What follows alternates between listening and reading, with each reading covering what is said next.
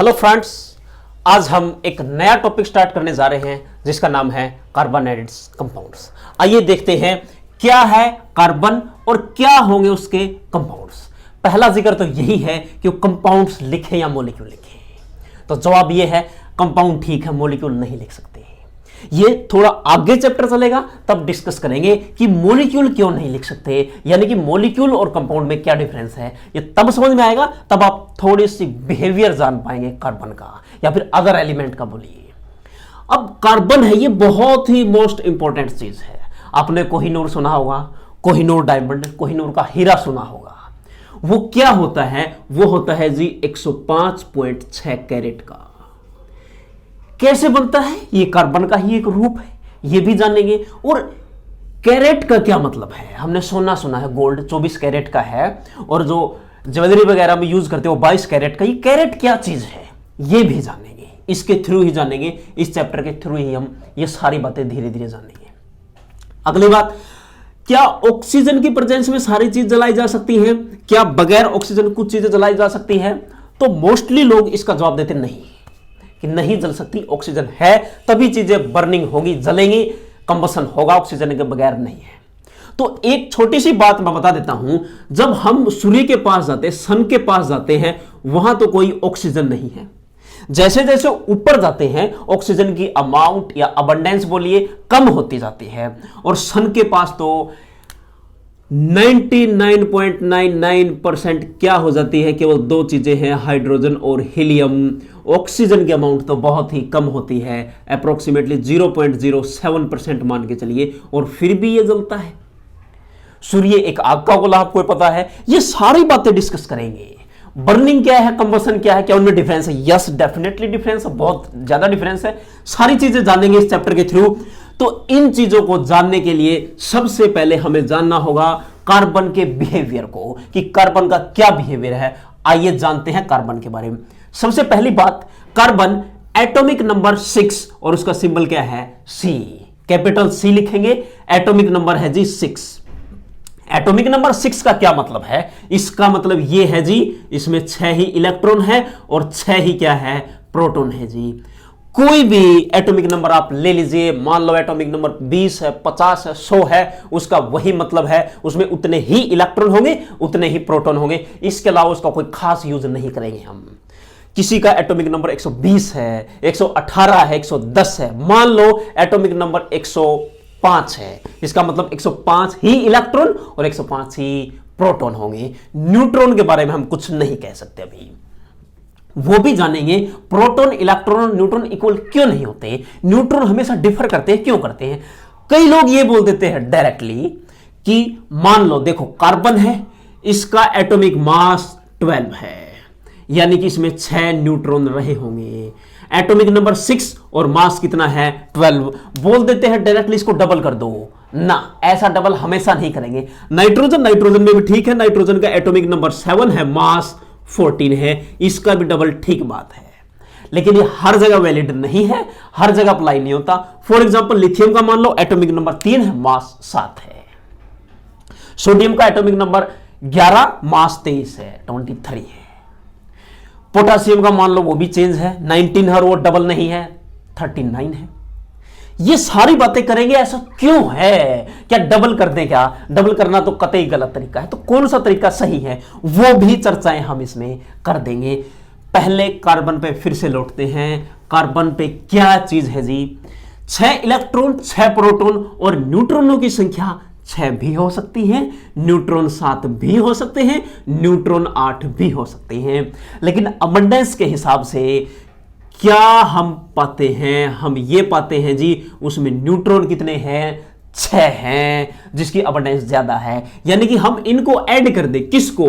Proton और neutron को, वही उसका मास नंबर है, एटॉमिक मास है। तो इसका कितना हो गया? ये हो गया जी 12। अगर मैं इन दोनों को जोड़ दूं, 6 को 7 के साथ, तो कार्बन का मास 13 है। अगर 8 को जोड़ दूं तो उसका मास 14 है। यानी कि हमारे पास कार्बन के 3 रूप है, 3 फॉर्म है। कार्बन 12 है, कार्बन 13 है, कार्बन 14 है। अगर हमसे मास पूछे कार्बन का तो हम 12 लेके चलेंगे। उसकी वजह यह है, इसकी अबंडेंस ज्यादा है और ये ज्यादा स्टेबल भी है। ये थी पहली बात। अब बात नंबर 2, कार्बन में इलेक्ट्रॉन है जी 6। कितने इलेक्ट्रॉन है जी 6। और इलेक्ट्रॉन फिलअप करने का हमें तरीका पता ही है। हमें क्या तरीका पता है, हम 2 8 8 18 18 32 32 50 50 72 ये हमें पता है, ये मैजिक नंबर है, ये ऑलरेडी डिस्कस कर चुके हैं। हम केवल 3 लेंगे तो भी हमारा काम बन जाएगा, लेकिन कार्बन में तो 2 से ही बन जाएगा। यानी कि पहली जो सेल है उसमें इलेक्ट्रॉन भरेंगे 2 और अगली सेल में 6 थे, 2 भर दिए तो कितने बचे हैं जी, इसमें बचे हैं जी 4। यानी कि हम ऐसे दिखाते थे, ये है जी 6 proton in the nucleus, inside the nucleus. Neutron नहीं दिखा रहे हैं, क्यों नहीं दिखा रहे, अभी उनका यूज नहीं है इसलिए नहीं दिखा रहे हैं। न्यूट्रॉन है यहां पे। पहली जो सेल है उसमें इलेक्ट्रॉन दिखाए हैं जी 2 और जो अगली सेल है उसमें इलेक्ट्रॉन दिखाए हैं जी कितने, उसमें 4 इलेक्ट्रॉन हमने दिखाए हैं जी, क्योंकि कार्बन के बाहर 4 होते हैं। 9th क्लास में हमने पढ़ा, पहली सेल का नाम K रखते हैं, दूसरी सेल का नाम हम L रखते हैं। K और L, इसका नाम K है और इसका नाम L है। तो यहां पे पहला सवाल तो यही उठा था, इस पहली सेल का नाम K क्यों रखा, अगली का L रखा, K क्यों रखा। हम ABCD भी तो रख सकते थे, A रख सकते थे। इसका जवाब हमने वहां दिया था, चार्ल्स ग्लोवर ने इसका जवाब दिया था 1917 में, इसे नोबेल प्राइज मिला था। ये सारी बातें डिस्कस कर चुके हैं। अगर आप चाहोगे तो एक दूसरी वीडियो स्पेशली इसके लिए बना देंगे कि इसका नाम यही क्यों रखा, उसमें थोड़ा सा डिटेल में बता देंगे। ठीक है जी। अब देखिए, अब सेकंड सेल में होने चाहिए थे 8, हैं कितने 4, यानी कि लेने कितने पड़ेंगे, इसे 4 इलेक्ट्रॉन लेने की आवश्यकता है। अगर ये 4 इलेक्ट्रॉन ले ले, इस पे चार्ज क्या माइनस, और 4 माइनस लिया है तो हम इसका सिंबल और इसके ऊपर -4 लिख देंगे। क्यों लिख देंगे, क्योंकि 4 इलेक्ट्रॉन इसने लिए हैं। ये बात थी। ऐसा भी हो सकता है कि ये इलेक्ट्रॉन लूज करने लग जाए, और इलेक्ट्रॉन लूज कितने करने पड़ेंगे, बाहर की सेल में जितने होते हैं सारे ही लूज करने होते हैं। ये पहली और ये बाहर की आउटर मोस्ट सेल है, तो लूज भी कितने करने पड़ेंगे, 4 ही करने पड़ेंगे। तो क्या करेगा, C+4 बन जाएगा। ये प्लस माइनस का जिक्र हम सीख चुके हैं पहले ही मेटल नॉन मेटल में। या फिर सीधा सोचो, अगर कोई इलेक्ट्रॉन ले माइनस चार्ज, अगर कोई इलेक्ट्रॉन दे प्लस चार्ज, जितने इलेक्ट्रॉन लिए हैं उतना माइनस, 4 इलेक्ट्रॉन लिए हैं तो 4 माइनस, जितने इलेक्ट्रॉन दिए हैं उतना प्लस, 4 प्लस। ये बात ठीक है। यानी कार्बन क्या कर सकता है, 4 माइनस यानी कि 4 प्लस, इन 2 फॉर्म में रह सकता है। क्या ये बात ट्रू है, आइए जान लेते हैं। मान लो अगर ये 6 प्रोटॉन है, अगर मैं क्या करूं, 4 इलेक्ट्रॉन और एक्स्ट्रा ऐड कर दूं, 4 इलेक्ट्रॉन और एक्स्ट्रा ऐड कर दूं, ये लीजिए 1 2 3 4, ये 4 इलेक्ट्रॉन मैंने एक्स्ट्रा इसमें ऐड कर दिए हैं। एक्स्ट्रा इलेक्ट्रॉन ऐड कर दिए, प्रोटॉन कितने इनसाइड द न्यूक्लियस 6, और टोटल इलेक्ट्रॉन कितने हो गए, 10 हो गए जी। क्यों, क्योंकि पहले इलेक्ट्रॉन थे 6 और 4 और ले लिए, टोटल इलेक्ट्रॉन हो गए जी 10। यानी कि 6 प्रोटॉन 10 इलेक्ट्रॉनों को होल्ड नहीं कर पाएंगे, रख नहीं पाएंगे, अट्रैक्शन के थ्रू उन्हें वहां स्टेबिलिटी नहीं मिलेगी। तो क्या करें, क्या ये स्टेबल है ना, ये मामला तो स्टेबल नहीं है, ये बनना आसान नहीं है, इतना आसान नहीं है बनना। ठीक है, अब 4 डोनेट करके देख लेते हैं।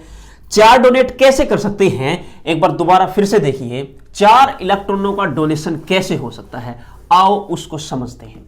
मान लो ये प्रोटॉन है जी, 6 प्रोटॉन इनसाइड द न्यूक्लियस, ये हो गया जी न्यूक्लियस। ये पहली सेल, उसमें 2 इलेक्ट्रॉन, ये अगली सेल, उसमें 4 इलेक्ट्रॉन है जी, 4 इलेक्ट्रॉन है बाहर की सेल में। इस इलेक्ट्रॉन को निकालने के लिए क्या करूंगा, मुझे एनर्जी देनी पड़ेगी बाहर से, एक्स्ट्रा एनर्जी मैं प्रोवाइड करूंगा, और जो एनर्जी मैं देता हूं इस इलेक्ट्रॉन को निकालने के लिए, उसे आयोनाइजेशन एनर्जी बोलते हैं। क्या बोलते हैं जी, आयोनाइजेशन एनर्जी। डिस्कस करेंगे आगे, स्पेशली 11th क्लास में डिस्कस किया जाता है पीरियोडिक प्रॉपर्टीज में, चैप्टर नंबर 3 में। आयोनाइजेशन एनर्जी क्या है, वो एनर्जी दूंगा मैं किसी एटम में प्रेजेंट इलेक्ट्रॉन को निकालने के लिए। यानी कि एक एटम में से एक इलेक्ट्रॉन निकालना है तो एनर्जी जो दूंगा उसका नाम है आयोनाइजेशन एनर्जी। आयोनाइजेशन एंथैल्पी भी बोल देते हैं, कोई फर्क नहीं पड़ता।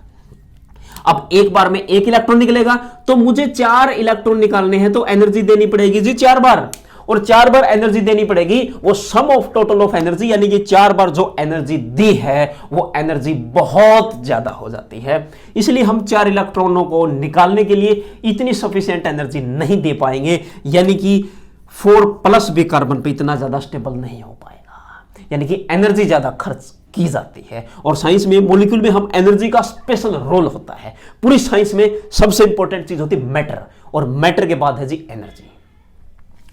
अब इतनी एनर्जी नहीं देंगे, ना ये बनेगा ना ये बनेगा, तो फिर वो मेटल को क्या बोलेंगे?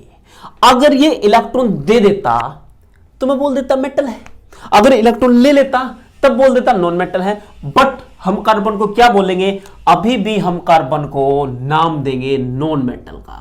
क्या नाम देंगे जी? नॉन मेटल का। ऐसा क्यों है? ऐसी कौन सी प्रॉपर्टी है मैं कार्बन को नॉन मेटल बोलूं? आओ जानते हैं। उसी प्रॉपर्टी को जानने के लिए नजरें बोर्ड पर रही, आओ देखते हैं। बहुत ही मजा आने वाला है इस चैप्टर में। कार्बन नॉन मेटल है, आओ देखते हैं कैसे। Carbon atomic number 6, electron fill करेंगे 2 और 4 इलेक्ट्रॉन होने चाहिए थे कितने? 2 8 8, सेकंड वाली में 8 होने चाहिए थे, है कितने? 4। ना तो ये इलेक्ट्रॉन दे पाता है 4 के 4, ना इलेक्ट्रॉन ले पाता है 4 के 4, यानी कि ना पूरा खाली हो सकता सेकंड सेल L, इसका नाम था K और इसका नाम था L, या तो L कंप्लीटली फिल्ड होता, जितने चाहिए थे उतने, कितने चाहिए थे? 8 नहीं है, या फिर पूरा खाली कर देता, कितने हैं? 4 निकल जाते, 0 हो जाता। दोनों पॉसिबिलिटी नहीं है। तो ये क्या करेगा? ये करेगा जी शेयरिंग ऑफ इलेक्ट्रॉन। क्या करेगा जी? शेयरिंग ऑफ इलेक्ट्रॉन, इलेक्ट्रॉनों की शेयरिंग करना स्टार्ट कर देगा। और ये शेयरिंग करना केवल नॉन मेटल की प्रॉपर्टी होती है, ध्यान रहे। यानी कि एक नॉन मेटल है वही इलेक्ट्रॉनों को शेयर कर सकती है। कोई भी मेटल अगर वो है तो इलेक्ट्रॉनों को शेयर नहीं करेगी, वो डोनेट करेगी। या फिर ये बोलो, पलटो बात को, मेटल वो स्पीसीज है जो इलेक्ट्रॉन देती है, वो शेयर नहीं कर पाएगी। यानी कि हमें एक चीज पता लगी, शेयरिंग ऑफ इलेक्ट्रॉन, उसी को नाम दिया जाता है कोवलेंट बॉन्ड। क्या नाम बोलोगे जी? कोवलेंट बॉन्ड बोलेंगे जी। और कंप्लीटली जो शेयर न करके डोनेट करे उसका नाम है जी आयनिक बॉन्ड। क्या नाम है जी? Ionic bond. कोवलेंट बॉन्ड क्या है जी? शेयरिंग ऑफ इलेक्ट्रॉन को बोलते हैं जी, शेयरिंग ऑफ इलेक्ट्रॉन। और आयनिक बॉन्ड क्या है? Complete transfer of electron. Completely transfer बोलो या डोनेट बोलो, completely transfer of electrons. Electron अगर कंप्लीटली ट्रांसफर किए हैं तो आयनिक बॉन्ड है।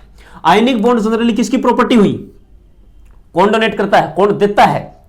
वो देता है जी कौन? मेटल देता है। जनरल लेवल पे बोल रहे हैं, हमेशा नहीं बोल रहे हैं। और इलेक्ट्रॉन ले भी लेता है। इलेक्ट्रॉन कौन लेता है? Non metal. But non metal में शेयरिंग ज्यादा होती है। नॉन मेटल जनरली हम कोवलेंट बॉन्डिंग में पढ़ेंगे, हमेशा पढ़ेंगे ये नहीं कह रहा हूं। चैप्टर चलेगा कि पता लग जाएगा कब क्या करेंगे। जनरल लेवल पे ये बातें लेके चलेंगे। ठीक है जी, आगे बढ़ते हैं। पहली बात ये, इसे शेयरिंग करनी है। आयनिक बॉन्ड क्या होता है? कोई भी 2 आयंस होंगे जी। क्या होंगे? कोई भी 2 आयंस होंगे। और वो आयंस क्या होते हैं? 2 टाइप के आयन हमने पढ़े हुए हैं, एक कैटायन और एक एनायन है। यानी कि एक पे प्लस चार्ज होता है, एक पे माइनस चार्ज होता है। मान लो यहां पर मेरे पास Na+ है। क्या है जी? Na+, कैटायन है। ये किसी भी एनायन को, यानी जिस पे नेगेटिव चार्ज होगा उसे अट्रैक्ट करेगा। क्या करेगा? अट्रैक्ट। बट इसकी लिमिटेशन होगी अट्रैक्ट करने की। कुछ एरिया होगा, कुछ दायरा होगा, वहां तक अट्रैक्ट कर पाएगा, कुछ बाउंड्रीज है इसकी।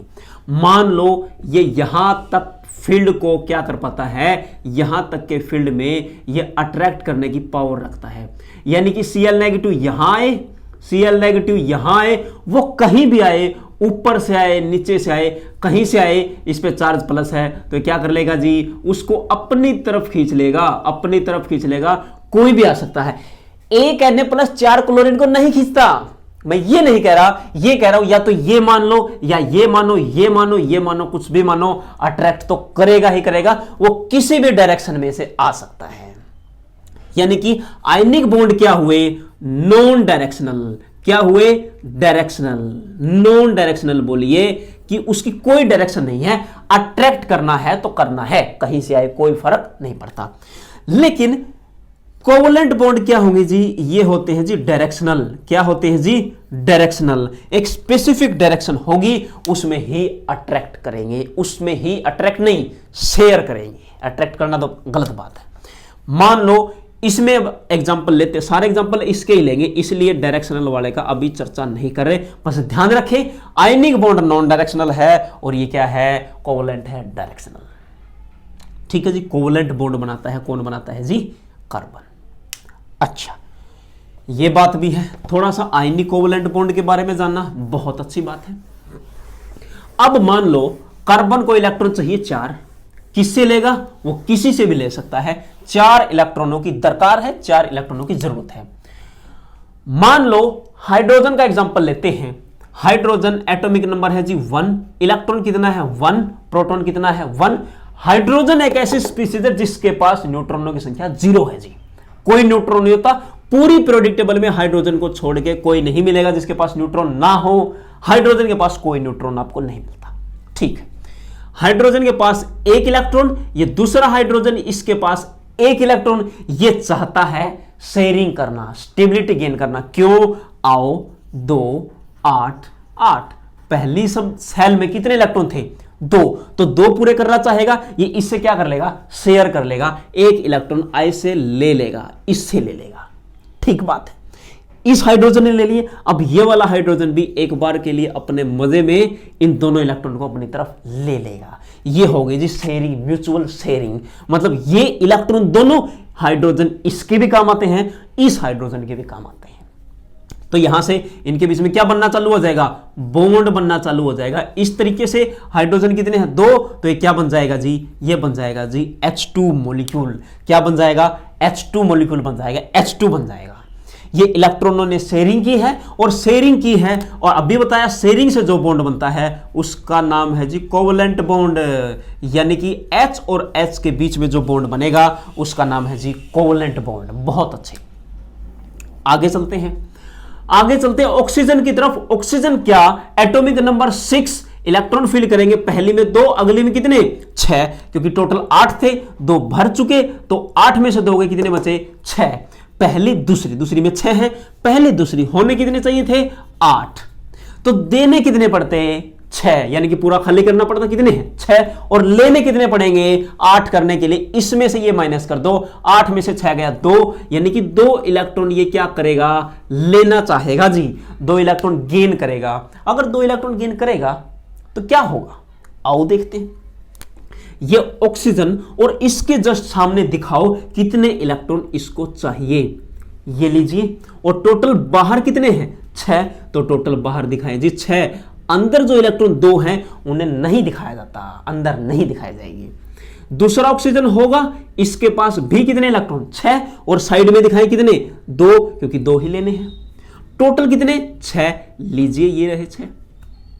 अब ये ऑक्सीजन इससे क्या करेगा, 2 इलेक्ट्रॉन ले लेगा, 2 4 6 और 8, इसका ऑक्टेट पूरा हो गया। क्या हो गया जी, 8 इलेक्ट्रॉन पूरे, ऑक्टेट पूरा हो गया जी, ऑक्टेट कंप्लीट। और जिसका ऑक्टेट कंप्लीट हो जाता है वो स्टेबल हो जाता है, स्टेबिलिटी आ जाती है।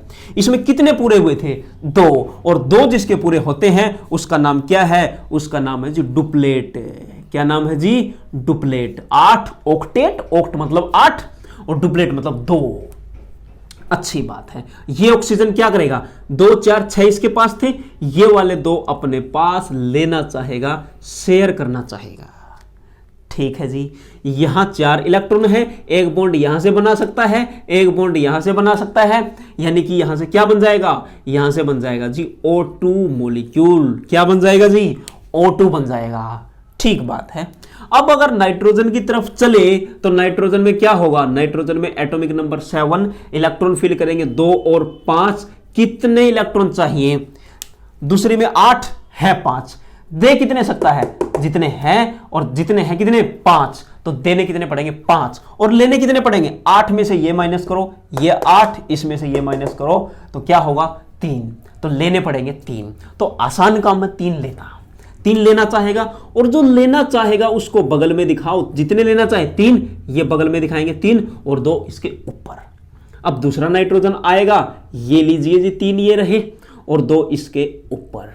खूब बात है, 8 होने चाहिए, ये लीजिए 3 3 6 और 2 8 है। अब ये नाइट्रोजन भी 8 पूरे करना चाहेगा, ये लीजिए 8 और बॉन्ड बन जाएंगे 3, क्योंकि इलेक्ट्रॉन है 6, तो यहां पे N और N के बीच में ट्रिपल बॉन्ड बनेगा। O के बीच में डबल बॉन्ड बना था, यहां पे क्या फॉर्म हुआ, 2N है तो क्या बन जाएगा N2। अब ध्यान रहे, यहां H2 बना, यहां O2 बना, यहां N2 बना। क्या इलेक्ट्रॉनों से कोई फर्क पड़ता है क्या? कभी ये सोचो कि नाइट्रोजन नाइट्रोजन के बीच में ट्रिपल बॉन्ड है तो N3 बना दो ना, ऐसा कतई नहीं होता है, ये कतई पॉसिबल नहीं है। हम देखते हैं कितने एटम पास आ रही हैं। ठीक है, हमने क्या किया है, हमने इन इलेक्ट्रॉनों को डॉट से दिखाया है। क्या दिखाया जी, ये इलेक्ट्रॉन है जी, है एटॉमिक नंबर 1 था, 1 इलेक्ट्रॉन था, एटॉमिक नंबर 8 8 इलेक्ट्रॉन थे, हमने ये इलेक्ट्रॉन दिखाए हैं। देखिए इलेक्ट्रॉन दिखाए हैं, इलेक्ट्रॉन दिखाए हैं, इसलिए इन सारे स्ट्रक्चर्स को हम क्या नाम देते हैं, इलेक्ट्रॉन डॉट स्ट्रक्चर। क्या नाम देते हैं जी, electron dot structure. Electron dot structure का क्या मतलब है, यानी जितने इलेक्ट्रॉन हैं हमने उनको डॉट से दिखाया है, electron dot structure. Lewis dot structure भी इसका नाम लिख देती कई बुकें, क्यों, क्योंकि लुईस एक ऐसा साइंटिस्ट था जिसने पहली बार यह बताया था इलेक्ट्रॉनों को हम ऐसे डॉट से रिप्रेजेंट कर सकते हैं। ठीक है जी, ओके। अब सोचो, अगर मान लो और एग्जांपल ले लो, क्या फर्क पड़ता है, Cl का ले लो। मान लीजिए यहां पे लिख देते हैं क्लोरीन, एटॉमिक नंबर 17 2 8 7, इलेक्ट्रॉन कितने बाहर, 7 हैं, पहली दूसरी तीसरी होने कितने चाहिए, 8, यानी कितने चाहिए, 1 इलेक्ट्रॉन चाहिए, 1 इस साइड दिखाओ, और टोटल कितने दिखाऊं, 7, ये लीजिए 7 रहे, यानी 2 4 6 और 7। इस तरीके से इस साइड भी 7 इलेक्ट्रॉन दिखाए जाएंगे, बिल्कुल दिखाए जाएंगे। कितने चाहिए, 1 ये साइड में रहा, ले लीजिए 1, 2 4 6 और 2 8, 2 4 6 और अगर ये 2 ले ले 8 हो जाएंगे। बॉन्ड कैसा बनेगा, सिंगल बॉन्ड बनेगा Cl2 के बीच में। अब ध्यान दीजिए, अगर Cl2 के बीच में सिंगल बॉन्ड है, एक बॉन्ड है, तोड़ना चाहूं तो आसानी से टूटेगा। अगर एक की बजाय मैं 2 रख दूं, यहां पे 2 को तोड़ना चाहूं, 2 को तोड़ना डिफिकल्ट होगा। अगर नाइट्रोजन की बात करें, 3 रखूं, 3 को तोड़ूं, 3 को तो तोड़ ही नहीं सकते, 3 को तोड़ना और ज्यादा डिफिकल्ट है। यानी कि कहना क्या चाहता हूं, बॉन्ड एनर्जी ज्यादा देनी पड़ेगी। बॉन्ड को तोड़ने के लिए जो एनर्जी देते हैं उसका नाम बॉन्ड एनर्जी है। अगर ये एनर्जी ज्यादा देनी है तो N2, यही वजह है 78% पाई जाती है अपने एटमॉस्फेयर में, वातावरण में। ये नहीं टूटेगा, इसलिए N2 की फॉर्म में रहेगा और 78% अप्रोक्सीमेटली मिलेगी। अब O2 का बॉन्ड भी क्या है, मजबूत है, स्ट्रॉन्ग बॉन्ड है, ये भी नहीं टूटेगा। O2 की कितनी अबंडेंस होती है, अप्रोक्सीमेटली 21%। 20.96, ये ऐसे नहीं, अप्रोक्सीमेटली वैल्यू लेके चलते हैं, 21% है। यही वजह है उनकी बॉन्डिंग की वजह है। ठीक है जी, ये बात थी। अब एनसीईआरटी का पहला सवाल कहता है, ये जो स्ट्रक्चर आपने बनाए हैं इसी बेसिस पे आप CO2 का स्ट्रक्चर बनाइए। बिल्कुल बना देंगे। उससे पहले थोड़ा ये भी जान सकते हैं कि N और N के बीच में ट्रिपल बॉन्ड क्यों बना, तो ये जनरली बोल देते हैं क्योंकि इसकी वैलेंसी 3 है, 3 इलेक्ट्रॉन चाहिए। O2 के बीच में डबल क्यों बना, क्योंकि वैलेंसी 2 है, 2 चाहिए। हाइड्रोजन के बीच में सिंगल क्यों बना, एक बॉन्ड बनेगा, सिंगल बॉन्ड बनेगा, क्यों, क्योंकि एक वैलेंसी है, एक इलेक्ट्रॉन या तो ले ले या तो दे दे, शेयर करना चाहता है एक बॉन्ड, डबल ट्रिपल जितने बॉन्ड बने हैं शेयरिंग से बने हैं, और शेयरिंग से जो बॉन्ड बनते हैं अभी बताया था इससे पहले वाली स्लाइड में, क्या कहलाते हैं, कोवलेंट बॉन्ड कहलाते हैं। क्या कहलाते हैं जी, कोवलेंट बॉन्ड। बहुत अच्छे जी, बहुत अच्छे। आओ अब थोड़ा सा आगे बढ़ जाते हैं। एनसीईआरटी का पहला सवाल क्या कहता है, वो कहता CO2 का स्ट्रक्चर बनाएं। CO2 का स्ट्रक्चर तो बड़ा ही आसान है, यहां बना देते हैं CO2। पहली बात तो ये ध्यान रहे कितने डिफरेंट एटम या एलिमेंट है, तो जवाब 2, टोटल तो 3 है। एटोमिसिटी ही है, तो एटोमिसिटी होती कितने टोटल हैं, तो कितने हैं, 2 ऑक्सीजन, 1 क्या, कार्बन। तो यहां डिफरेंट कितने, 2, कार्बन एटॉमिक नंबर कितना 6, इलेक्ट्रॉन फिल करेंगे 2 और 4, कितने करेंगे 2 और 4, बहुत अच्छे। ऑक्सीजन एटॉमिक नंबर कितना 8, इलेक्ट्रॉन फिल करेंगे पहली में 2, अगली में 6, तो बाहर कितने 6, बहुत बढ़िया। अब कार्बन को सेंटर में टिकाएंगे, बीच में टिकाएंगे और दोनों तरफ 2 ऑक्सीजन जड़ देंगे। ये लीजिए कुछ इस तरह से कार्बन और यहां पे क्या ऑक्सीजन और उसके उस बगल में ऑक्सीजन। अब ऑक्सीजन को कितने चाहिए 2, क्योंकि 6 है, 2 चाहिए, तो 2 को कार्बन की साइड रखे, क्योंकि जितने देगा उतने ही लेगा, ये कोवलेंट का रूल है। अच्छा, इसमें भी क्या करेंगे, कितने चाहिए ऑक्सीजन है, ये भी, इसे भी 2 चाहिए, ये लीजिए बिल्कुल सामने रखें। अब टोटल कितने हैं 6, 4 को कहीं टिकाएं, ऊपर टिकाएं, साइड में टिकाएं, नीचे टिकाएं, कहीं भी आप टिका सकते हैं, ऊपर टिका दो या साइड में टिकाएं तो नीचे टिका दो, कोई फर्क नहीं पड़ता, बस इलेक्ट्रॉनों को एज इट इज रख दो। कार्बन के पास कितने हैं जी 4 कहां रखेंगे, 2 इस ऑक्सीजन के सामने रखने पड़ेंगे, ये लीजिए, और 2 इस ऑक्सीजन के सामने रखने पड़ेंगे जी, ठीक है जी। अब मान लीजिए शेयरिंग करता है, 2 4 6 8, ऑक्टेट कंप्लीट। ऑक्टेट कंप्लीट मतलब स्टेबिलिटी ज्यादा, स्टेबल, बिल्कुल रिलैक्स हो जाएगा ये। ऑक्सीजन 2 4 6 और 2 8, यहां भी 8 हो गई, ये भी रिलैक्स हो जाएगा स्टेबिलिटी होते ही। अब ये कार्बन क्या करेगा, इसने 2 इसको दिए ऑक्सीजन को, 2 इस ऑक्सीजन को दिए, तो ये क्या करेगा, 4 तो इसके पास थे, 2 इलेक्ट्रॉन और लेगा जो ऑक्सीजन देगा। ये लीजिए कुछ इस तरीके से, क्योंकि 2 कार्बन ने ऑक्सीजन को दिए थे, तो ऑक्सीजन से कार्बन 2 ही लेगा। देख 2 4 6 8, ऑक्टेट कार्बन का भी कंप्लीट है। तो यहां देखिए 4 है, 4 इलेक्ट्रॉन है, तो बॉन्ड बनेंगे 2, ये लीजिए, और इस साइड भी कितने बॉन्ड बनेंगे 2, ये क्या बन जाएगा, ये बन जाएगा जी CO2 का मॉलिक्यूल। ये क्या बन जाएगा, कार्बन डाइऑक्साइड बन जाएगी जी, इसी को कार्बन डाइऑक्साइड बोलते हैं, ये CO2 का मॉलिक्यूल था। बहुत अच्छी बात। अब आगे बढ़ जाते हैं, CO2 हमने देखा है, अब कार्बन की चेन के बारे में बात करेंगे। ये लीजिए कार्बन की चेन, कार्बन था, ऑक्टेट यहां कंप्लीट था। अब मान लो कार्बन के पास 6 इलेक्ट्रॉन हैं, 2 और 4 इलेक्ट्रॉन चाहिए, और एक हाइड्रोजन होता है, उसके बाहर 1 इलेक्ट्रॉन, ठीक है, एक ही चाहिए, एक ही दे सकता है। तो कार्बन है तो बाहर इलेक्ट्रॉन कितने दिखाएं 4, क्यों, क्योंकि 4 है। अब हाइड्रोजन है, हाइड्रोजन के लिए क्या दिखाएं, हाइड्रोजन के पास 1 है, हाइड्रोजन के पास 1 है, हाइड्रोजन के पास 1 है, हाइड्रोजन के पास 1 है, ठीक है जी।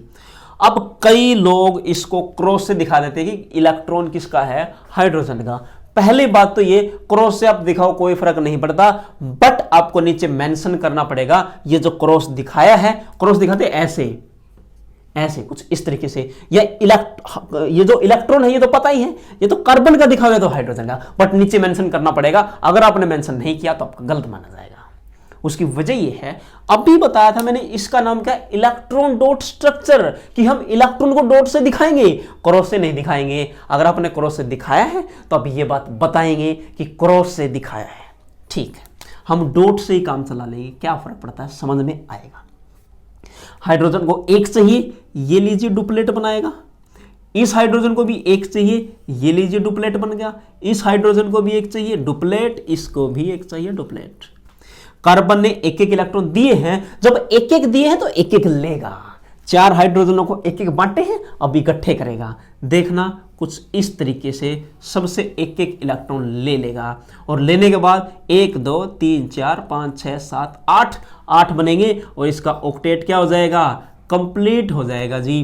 क्या बन जाएगा, C, यहां भी H, ऊपर भी H, साइड में भी H, नीचे भी H, ठीक है जी। ये बन जाएगा जी क्या, CH4, क्या बनेगा जी, CH4, ठीक बात है। अब कार्बन की प्रॉपर्टी की अगर मैं बात करूं, कार्बन की प्रॉपर्टी क्या है, पहली बात, ये इलेक्ट्रॉनों को न डोनेट कर देगा और न लेगा।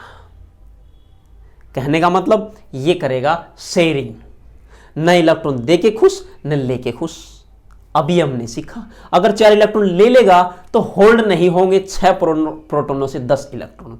अगर ये डोनेट कर देगा तो हमें एनर्जी ज्यादा देनी पड़ती है और इतनी एनर्जी हम नहीं दे सकते, हम इसके 4 इलेक्ट्रॉन नहीं निकाल सकते। यानी कि एक ही चीज है, ये शेयरिंग करेगा इलेक्ट्रॉनों की, और शेयरिंग ऑफ इलेक्ट्रॉन से जो बॉन्ड बनते हैं उन्हें कोवलेंट बॉन्ड कहते हैं। यानी कि ये बॉन्ड भी क्या है, कोवलेंट बॉन्ड है। ठीक बात है। अब प्रॉपर्टी क्या है, इसकी एक खास प्रॉपर्टी है कार्बन की, वो क्या है जी वो प्रॉपर्टी, ये कहता है कार्बन कार्बन से जुड़ के एक लंबी चेन बना लेता है, लॉन्ग चेन बना लेता है, और इसको क्या नाम दिया जाता है, इसे बोलते हैं जी कैटिनेशन।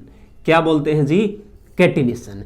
कैटिनेशन कार्बन की वो प्रॉपर्टी है जिसे कार्बन कार्बन के साथ जुड़ के एक लंबी चेन बना लेता है, लंबी चेन कार्बन के मॉलिक्यूल्स में, कार्बन के एटम्स में। कैटिनेशन को क्या बोलते हैं, सेल्फ लिंकिंग प्रॉपर्टी भी बोलते हैं, अपने से ही जुड़ना, यानी कार्बन कार्बन से जुड़ेगा, इसे सेल्फ लिंकिंग प्रॉपर्टी भी बोल देते हैं। क्या कार्बन से ज्यादा कोई लंबा और नहीं टिक पाता, या फिर कैटिनेशन यही क्यों दिखाता है, यह सवाल है। ध्यान से सुनिए, अगर ये कार्बन कार्बन के बीच में जो बॉन्ड है, क्या है जी, कार्बन कार्बन के बीच में ये जो बॉन्ड है, इस बॉन्ड को तोड़ने के लिए हमें ज्यादा एनर्जी देनी पड़ती है। ज्यादा एनर्जी देनी पड़ती है, कितनी देनी पड़ती है, अप्रोक्सीमेटली 350 किलो जाउल पर मोल मान के चलिए। अप्रोक्सीमेटली ये आपको याद नहीं रखना है, 350 मान लो, अप्रोक्सीमेटली 47 है वैसे तो 347, बट अप्रोक्सीमेटली 350 मान लो, क्या फर्क पड़ता है। यानी कि ये बॉन्ड स्ट्रॉन्ग है, एनर्जी ज्यादा देनी पड़ती है। या फिर कार्बन और ऑक्सीजन का बॉन्ड, कार्बन फ्लोरीन का बॉन्ड, या फिर कार्बन और हाइड्रोजन का बॉन्ड, ये बॉन्ड अगर मैं बनाने जाऊंगा तो ये इससे ज्यादा स्टेबल होते हैं, लेकिन ये बॉन्ड इतने ज्यादा नहीं टिक पाते, इतने ज्यादा नहीं बनेंगे। हाँ, ये स्टेबल जरूर होते हैं, स्टेबिलिटी अलग चीज और टिकना अलग चीज है। क्यों, आओ मैं बताता हूं। मान लो, चलो ये थोड़ा देर में डिस्कस करेंगे। मान लो इस सिंगल बॉन्ड में तो ये सही है, ये स्टेबल है। अगर मैं इनके बीच में डबल बॉन्ड बना दूं, कार्बन कार्बन के बीच में, और इनका कंपैरिजन करूं डबल के साथ, इन्हें डबल बना दूं, तो स्टेबल बॉन्ड कौन सा है, कार्बन डबल बॉन्ड कार्बन। या फिर मैं ट्रिपल बॉन्ड बना दूं कार्बन कार्बन के बीच में और इनसे कंपेयर करूं ट्रिपल बॉन्ड का, तो तब भी कौन सा स्टेबल है, कार्बन कार्बन का बॉन्ड स्टेबल है जी। ठीक है, ये लंबी चेन बनाता है कार्बन कार्बन, क्या और कोई नहीं बनाता जी, बनाता है। कौन बनाता है, सिलिकॉन, सिलिकॉन के साथ मिलके भी लॉन्ग चेन बना सकता है, लेकिन वो इतनी लंबी नहीं बना पाता जितनी लंबी कार्बन बना पाता है। एनर्जी कितनी चाहिए, अप्रोक्सीमेटली 350 मानो, और इसको कितनी चाहिए, अप्रोक्सीमेटली 250 किलो जाउल पर मोल, यानी कि 250 किलो जाउल पर मोल एनर्जी चाहिए। एनर्जी ज्यादा किसको देनी पड़ती है, कार्बन कार्बन वाले को। तो स्टेबल भी कौन है, कार्बन कार्बन वाला। ये पहली बात थी कि कैटिनेशन दिखाता है। कैटिनेशन क्या है, कार्बन की प्रॉपर्टी है, प्रॉपर्टी तो सबकी। कैटिनेशन का मतलब अपने जैसे ही से जुड़ना, यानी कार्बन कार्बन से जुड़ेगा, कार्बन कार्बन से जुड़ेगा मतलब खुद खुद से जुड़ रहा है, क्योंकि एक जैसे ही दोनों, इसलिए सेल्फ लिंकिंग प्रॉपर्टी बोलते हैं। सबसे अच्छी या सबसे लंबी चेन, सबसे टिकाऊ चेन कौन बना पाता है, वो कार्बन है। इसलिए बोला जाता है कैटिनेशन बहुत अच्छी शो करता है कार्बन, इसकी प्रॉपर्टी है। ठीक बात है, ये एक प्रॉपर्टी हुई। अब अगली प्रॉपर्टी मैं यही लिख देता हूं, इसके ऊपर ही, ये थी कैटिनेशन। अगली प्रॉपर्टी क्या है, अगली प्रॉपर्टी है जी टेट्रावैलेंसी। क्या है जी, टेट्रावैलेंसी, VALENCY, टेट्रावैलेंसी। टेट्रा का मतलब होता है जी 4, और वैलेंसी का मतलब आपको पता ही है, कंबाइनिंग कैपेसिटी, कितने बॉन्ड मैक्सिमम बना सकता है। यहां हमने देखा